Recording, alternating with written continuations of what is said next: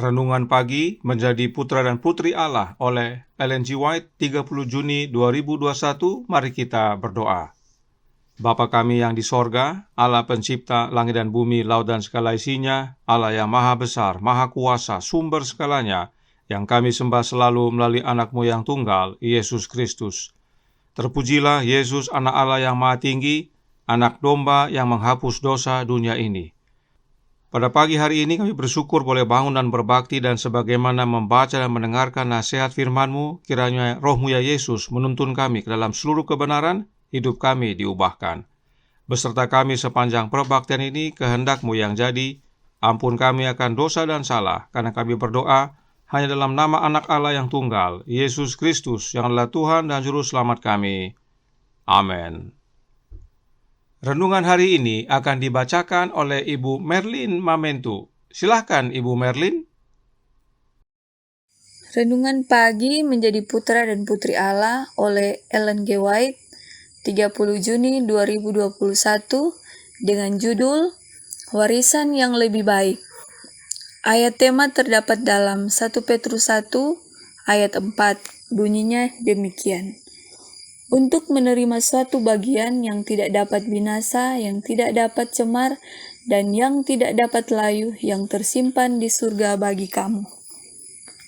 Permohonan kita kepada Allah janganlah keluar dari hati yang penuh dengan aspirasi mementingkan diri.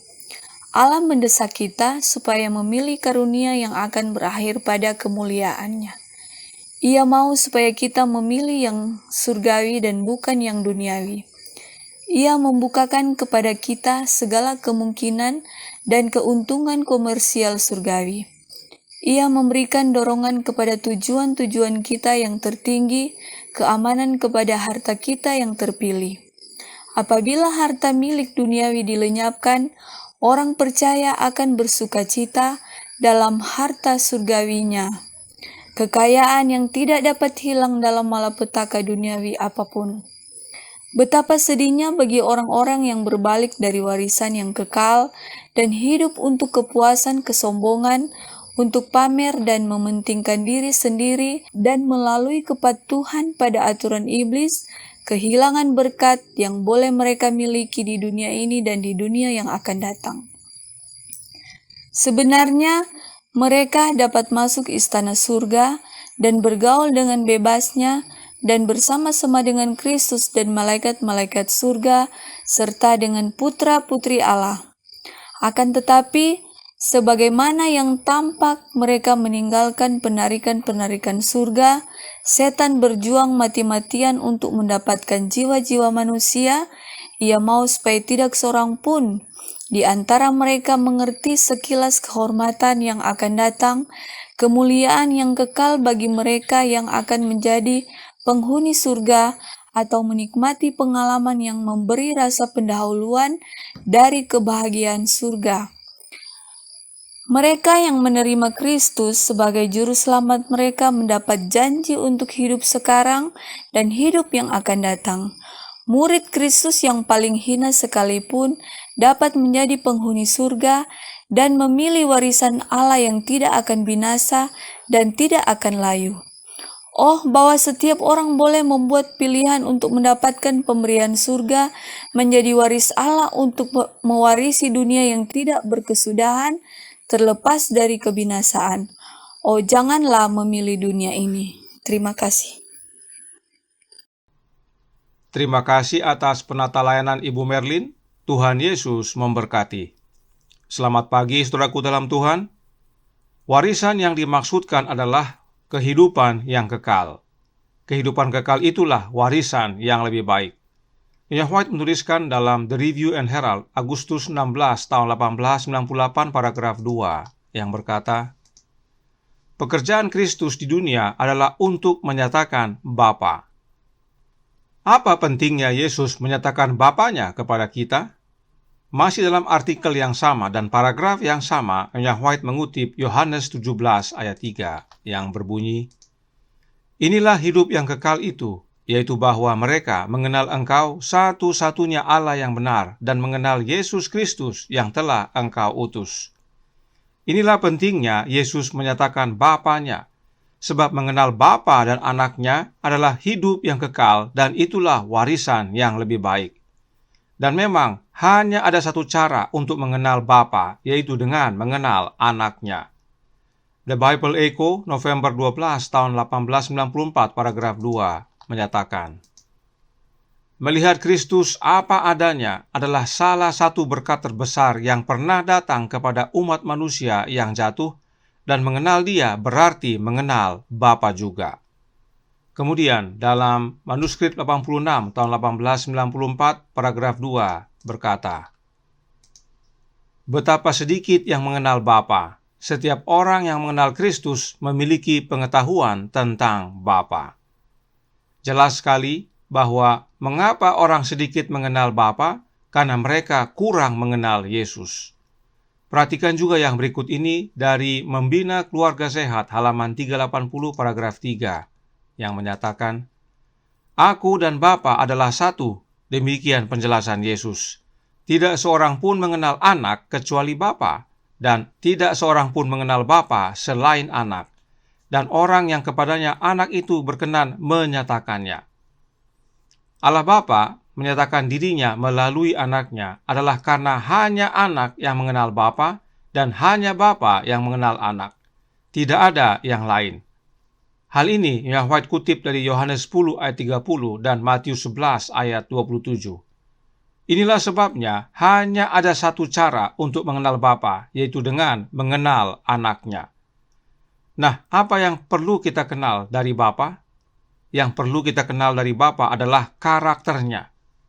Bagaimana caranya agar dapat mengenal karakter Bapa? Ya, sudah pasti melalui Anaknya. Roh Nubuat menjelaskan dalam Membina Keluarga Sehat halaman 383 paragraf 4 yang berbunyi, dengan mengenakan kemanusiaan dari dirinya, Yesus datang untuk menjadi satu dengan umat manusia, dan pada saat yang sama menyatakan Bapa Semawi kita kepada umat manusia yang berdosa. Ia sudah ada di hadirat Bapa dari mulanya. Ia yang menjadi wujud dari Allah yang tidak kelihatan itu. Dia saja yang sanggup menyatakan tabiat keilahian itu kepada umat manusia. Yesus yang adalah gambar wujud Allah, Dia saja yang sanggup menyatakan karakter ilahi kepada umat manusia. Kalau disebut Dia saja, artinya hanya Yesus yang sanggup menyatakan karakter Allah kepada kita. Kenapa hanya Kristus yang sanggup?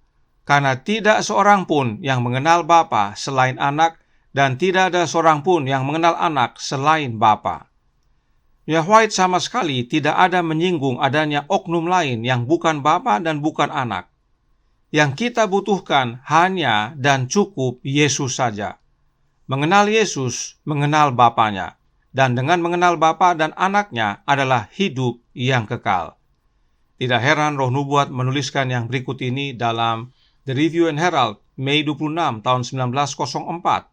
Artikel A, paragraf 6 yang berbunyi, kita tidak bisa hidup tanpa kehadiran Kristus, karena kesempurnaan karakter hanya datang melalui karunia kebenarannya.